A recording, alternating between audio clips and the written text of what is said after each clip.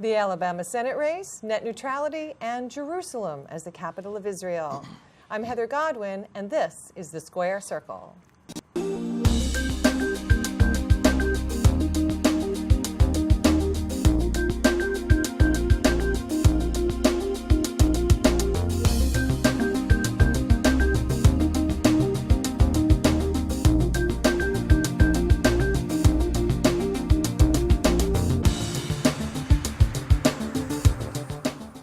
If you have a passion for helping people, want to launch a new charity, or need to raise funds, Voluntary Solutions can help. You have a passion for helping people. We have a passion for helping you. Visit voluntarysolutionsdc.com, 844-739-5488. Hello, and welcome to The Square Circle. I'm your host, Heather Godwin. Joining us today are Gregory Clay of gdclay.com, Stephanie Foster of Smash Strategies, and Lee Larson of Craft DC. Welcome back, everyone. Thank you. It's nice All right. to see you all.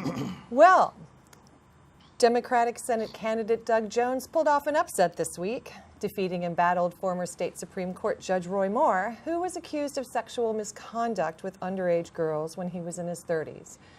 It was a slim victory for Jones, but Moore has still not conceded. Gregory Clay, do you think that Roy Moore has a case for not conceding? No, Roy Moore does not have a case. He hasn't conceded, and knowing him, he'll probably take it to the end. You know, I can see him like, 10, 15 years ago, when Charlton Heston was at the National Rifle Association. Charter, what did Charlton AT&T, Heston do? Cox and Held up a rifle and said, "For my cold, dead hands." I can see Roy Moore, the clown on the horse, doing the same thing. But aside from that, the Senate race itself and the results are amazing. I mean, what happened Tuesday night reminds me of the 1960s when the Voting Rights Act of 1965 was signed by President Johnson, and the 60s you had to march on from Selma to Montgomery, trying to give black folk the right to vote, especially in the South, because there were so many problems of black folk having the right to vote and everything. But the turnout, 30% of the electorate were black folk, 18% black women, 12% black men.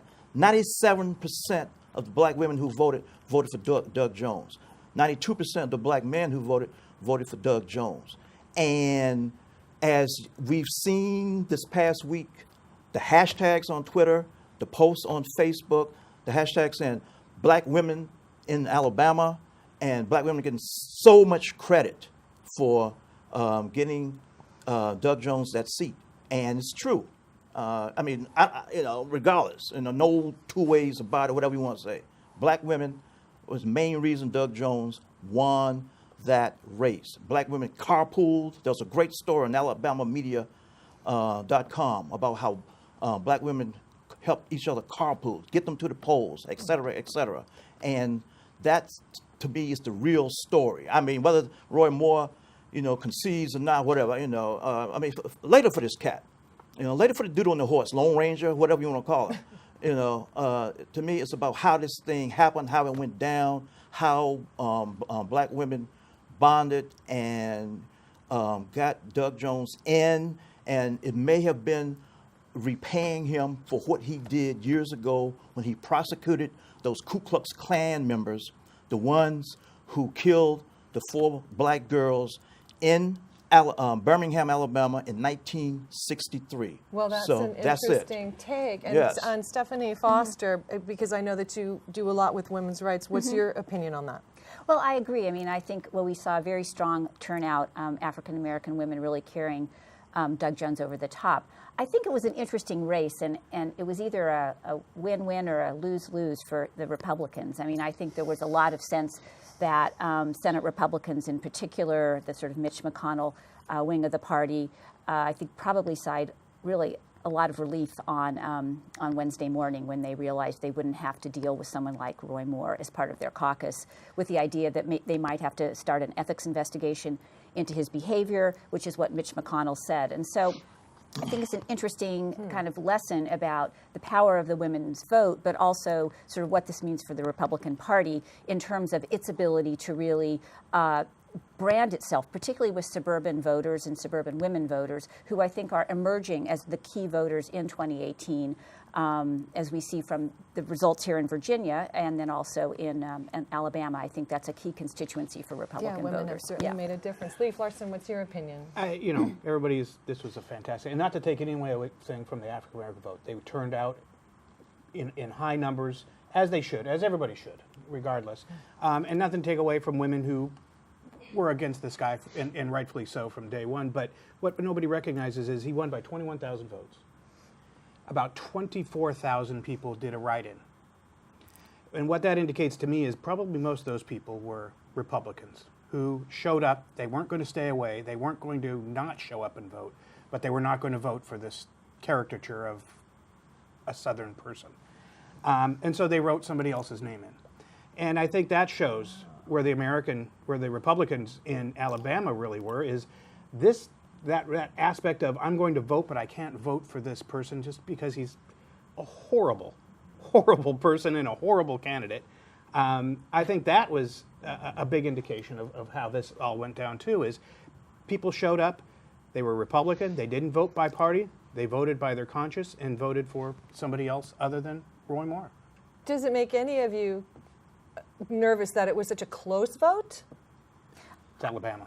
I mean, I'm not surprised it was a close vote. I think that, it's obviously, like a lot of America, a very divided place.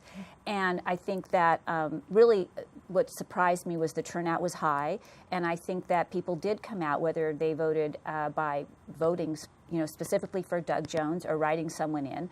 I do think there was a concerted effort that Alabamans felt they needed to show their state was not the state they were being kind of caricatured as. And I feel like that was a very important thing, that Doug Jones was very, very smart about saying, we really need to be the Alabama of the future. And so I think that was something very important that happened there. It was a signal, I think, that the voters kind of collectively in the state really wanted to make to the rest of the country so that they wouldn't be a state that people were embarrassed to say they were from. And it was going to be close either way. I mean, I think, leading up to the election, most of the experts, observers, et cetera, political pundits, saying all along there was going to be a close race, no matter who won the thing. The thing that gets me, though, about just clown Roy Moore and the situation, 74% of white men voted for him, okay? 74% of white men? Of white men. But the thing that blows a lot of folk away is that 65% of white women voted for this clown. I mean, come on. That's the other subplot to this. Larson, I agree with him about the whole write-in thing. There were so many write-in votes, and you can make that case. But still, he got 65% of white women. What do you make of that, Leif?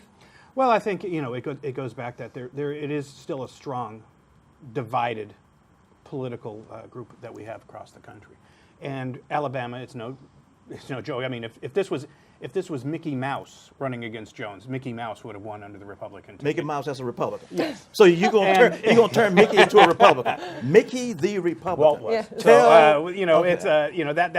that's just the reality. If it was any other Republican, if this was Senator Strange running, this wouldn't have even been close. But I think that's what it is. There's still a great divide of people who thought, I'm a Republican, I'm going to vote for the Republican because I just don't trust the Democrat. Well, I think the one last thing I'm so sorry, we've got to wrap it up, and I'd like to remind our viewers that you can submit your questions to our guests through our website, www.publicsquare.net, or via Facebook or Twitter, and we'll answer as many as we can live on air toward the end of the show. Also this week, the Federal Communications Commission, as expected, voted to roll back Obama-era regulations on net neutrality. Here's NBC News' coverage. Internet providers like Charter, AT&T, Cox, and NBC parent company Comcast would have the ability to build fast lanes and slow lanes on the internet. The 5 FCC commissioners are expected to vote 3-2 along party lines in favor of the proposal put forth by President Trump's FCC commissioner Ajit Pai. Pai wants to roll back Obama-era regulations of internet providers, saying the federal government should stop micromanaging the internet. So, Leif Larson, are they micromanaging the internet? Of course they are. I mean, this is a straight-up battle between market-driven economics and big government regulations on controlling what consumers get. This was all based on, what most people don't know, the net neutrality is based on the 1934 Ma Bell regulations that the government put into effect when the telephone companies in this country were all under one umbrella, and they wanted to break those up. And wasn't it also associated with the railroads? Well, I mean, in particular, I mean, the closest thing, I guess, is the Ma Bell, because it was the communication device of that time, and I guess people are looking at the internet being along those lines as well. But what we have is a group of people who believe in big government regulations, running things, who came out and told us that this was going to be the end of the internet, that this was all, deregulation was misogynistic, deregulation was racist, and it was going to end free speech as we know it. And it's all baloney, it's all scare tactics. At the end of the day, the internet should be driven by market-based economics. People should be able to pick packages that they like, that they want, that they can afford. These regulations showed themselves for what they really were when about 6 to 8 months ago, the FCC started looking in under zero rate programs, which were low cost and in many cases free cost to certain people, access to the internet, but with controls on them. You can only go to certain websites, educational websites, things like that, to get information. And they used their powers under the net neutrality to investigate to see if somebody was doing something, nefarious with this type of thing. And it wasn't. The EU found the same thing too. So, these are overburdensome government regulations that were being used to control a part of the economy that really doesn't need to be controlled this way. Market-driven economics is what is going to keep the internet, expanding, is going to drive research and things along those lines, and let the consumers pick what they want. Stephanie Foster, what do you think? Well, I respectfully disagree. I mean, I think that the question is really whether or not this gives the government sort of, or gives companies the ability to make decisions for people, essentially. And I don't know the arguments you're saying about whether it's, has all these sort of ways that people talk about it. I think it's really about what the consumers expect when they go to the internet, and not expecting that they're going to be directed to other providers that they're not looking for, or to, as the piece on NBC showed, to a certain company that they don't want to do business with. So I think it's really about not having the government sort of weigh all of its, put all of its eggs in the basket of the big companies at the expense of consumers, and particularly at the expense of people who don't have a tremendous amount of resources and money and the ability to perhaps put, to pay for all those packages. It seems not that expensive to people like me, but I know that I'm not the average consumer, and that I think we need to be really worried about whether or not people are going to have equal access to the internet. With saying all that, I think we still don't know that these rules are going to go into effect. There'll be court challenges. I know that the Attorney General of New York has already said he's going to be challenging and has filed a suit already against the net neutrality rules. And so I think there'll be others. And I think, this is a process that will go on, and we'll see what happens in the courts. But I do think I'm very concerned about whether or not everybody has equal access to the internet. Well, how about you, Gregory Clay? Well, to me, it's all part of Donald Trump's deregulation plan. I mean, it's just on the list of Obama regulations to undo? I mean, what did Donald Trump do on Thursday in the White House? He had that long... Watch TV. Drank Diet Cokes. When he wasn't drinking those 12 Diet Cokes and watching Joe Scarborough and saying blah, blah, blah. He had all those people at the White House, and he wanted the whole world to know that he is the king of deregulation. He was touting the fact that he has overturned 1,500 regulations. Yeah, I mean, and that is one of the most undercovered stories by the media in 2017. It's kind of like going under the radar. That he bragged that he has No, undone that 1,500 that regulations? he has rolled back all these regulations. You know, he has rolled back all these regulations. I mean, every time we see Donald Trump, you know, at the desk in the White House, and he's signing it, and he holds up that thing, and it looks like a photo album. Yes. Yes, that means he's overturning some executive order that Barack Obama signed, and he's doing that at. I mean, I'm talking Star Trek. I'm talking warp. What's the term in Star Trek? Warp speed. Captain Kirk. You know, Donald Trump is the Captain Kirk of the White House.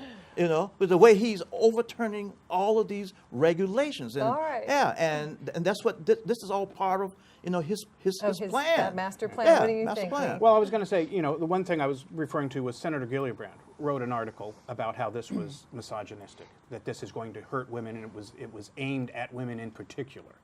And so, you know, that's part of what we're facing here. Is there's all these divisions that are being thrown out there.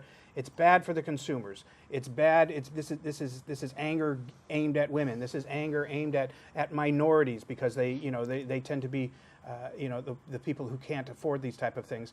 And I think, you know, there's a lot of options out there, you know, and that the consumers should have the choice on what they want. Now, does that mean that not everybody will be able to stream Netflix?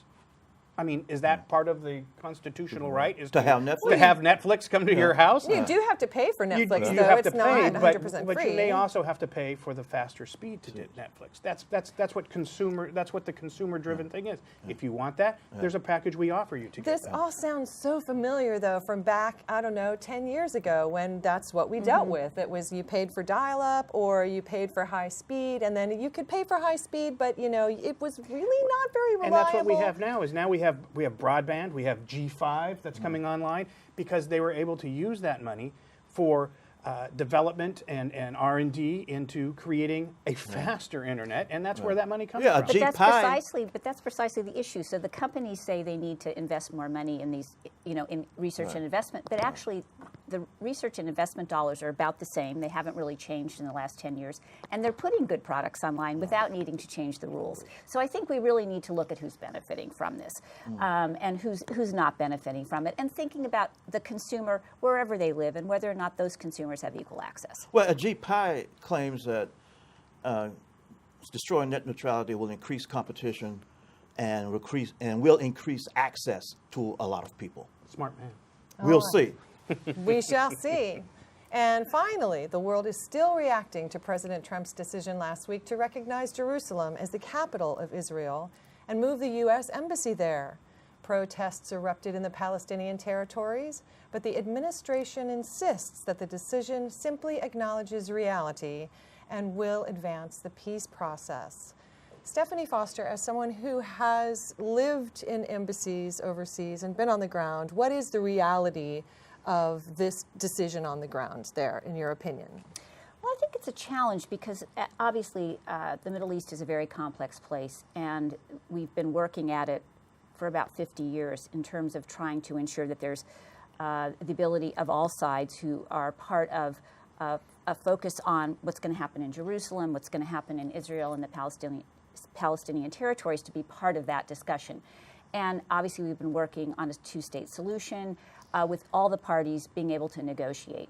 And I think sort of unilaterally saying that we're going to move our embassy, that we recognize Jerusalem as the capital of Israel, without really looking at it as part of a bigger package. I think it's one thing to say we recognize Jerusalem as the capital, but it's part of really a greater strategy that we need to have as a country that's considered an honest broker in the Middle East, particularly in this peace process, that we aren't seen as really weighing, putting our hand on the scale and tipping it much more towards Israel than to the Palestinians. And so I think it's of great concern. And you see that there was an article today in the paper that virtually every ambassador to Israel that we've had since the Kennedy administration has weighed in that this was a very sort of bad decision by the president, that it doesn't take into account the real complexity of really what's going on.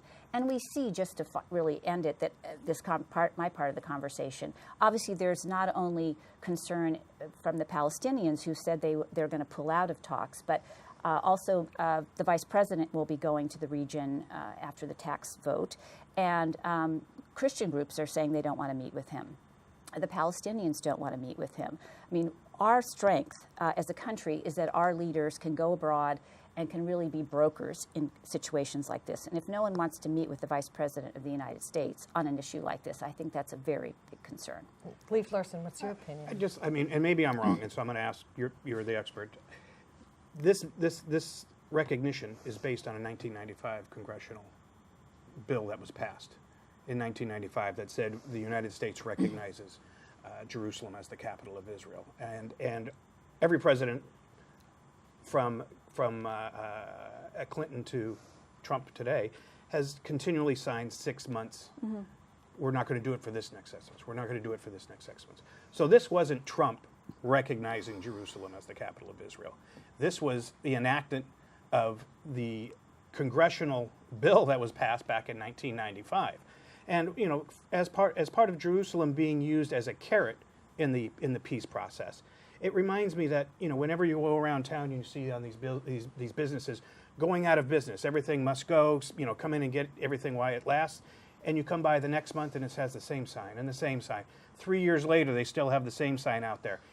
The fact that we were using this as a carrot for over 20 years to get the Palestinians to the peace table to sign a two-state accord, it wasn't working. They weren't taking it. And it was just going on and on and on and on. So why continue to hold it out there? The decision was made in 1995. Jerusalem is the capital of Israel. We're going to put our embassy there. You had 2 decades to take the bait and to get East Jerusalem as part of the package. It's off the table. Well, I mean, I would say, look, as I said, it has to be part of a bigger strategy. And right now, there really is no discernible strategy vis-a-vis how we're dealing with that peace process. And so pulling one thing out and saying we're going to do it is not really, I think, the most strategic way to move forward a two-state solution. It's a very complicated process. It has been going on a long time.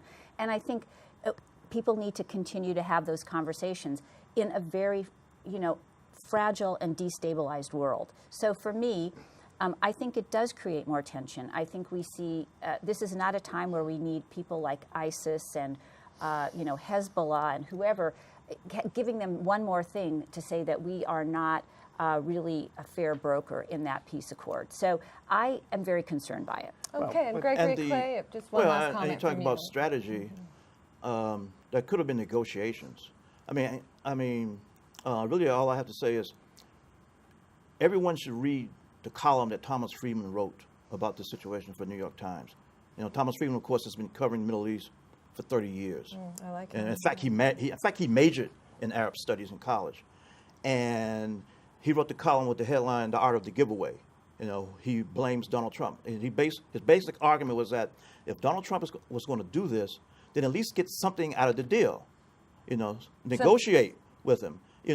And as Friedman's point was that, this is not the art of the deal. This is the art of the giveaway, and perhaps get Israel to show more humanity toward the Palestinians, the Arab world. Maybe enter negotiations about a two-state system over there, fewer Israeli settlements in the West Bank, et cetera, et cetera, et cetera. And he basically did this. The United States, the rest of the world, got nothing in return. Okay, all right. The art of the giveaway. It will be a continued conversation, I'm sure. And now let's take some questions from our viewers. Okay, we have Lindsay Ford. Do you think the populist wave taking over the GOP is only temporary? Who would like to take that question? Larson. That was a cough I've been holding on to. Larson. I would probably say to a certain point, but I think what the election in Alabama showed was that one person that was driving this for reasons that are not clear to a lot of people who have been active in Republican politics, like myself, for a long time, was this was the downfall of Steve Bannon. And what he was doing with Breitbart and his minions and himself to drive these very flawed populist candidates. I think this was his downfall, and I think we're going to see less and less of them. It's like Drudge tweeted, and he doesn't tweet very much, that crazy only goes so far, and this was too far. Will Donald Trump cut ties with him, though? Yeah. All right, and now from our next question, Mr. Shane Reed.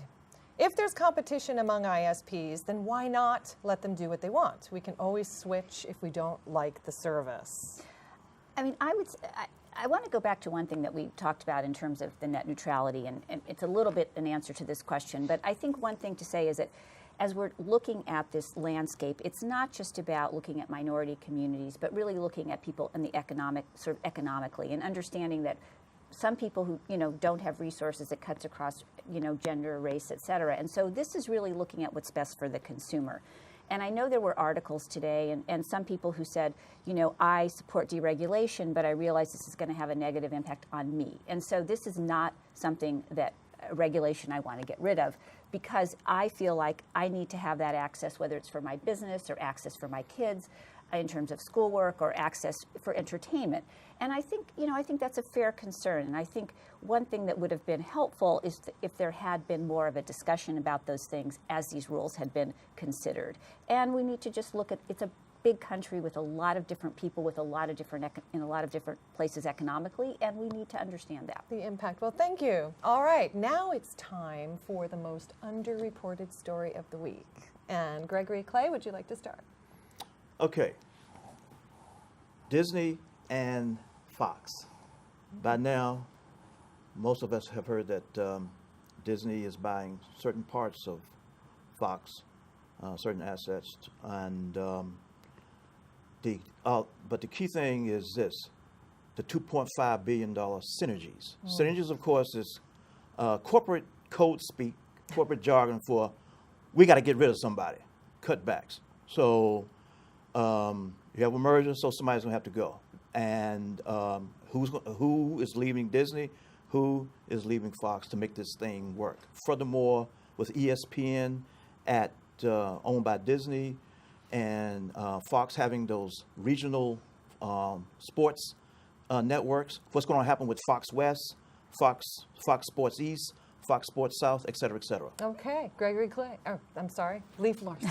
I think the one good thing that came out of Alabama this week was I think we saw the rise of a good, and as far as I know, he's still a Republican, who may run for office in Alabama, which is Charles Barkley. Charles Barkley came out. He energized the African American vote, said we got to get out there. We have to show people that Alabama isn't a backward state that everybody thinks we are, and we got to defeat this joker. He did it. He was very vocal. He was very active, and I think we saw the rise of a new politician. All right, and Stephanie Foster. Well, there was actually, this is sort of interesting given we've talked about net neutrality. There was a study this week about globally who has access to the internet. And one of the troubling things is that about almost 1.7 billion women around the world don't have access to the internet. And I think as we're talking about a world that globalizes and that really ensures that we use the internet for commerce and all sorts of things to really make sure that we're looking at access for everyone.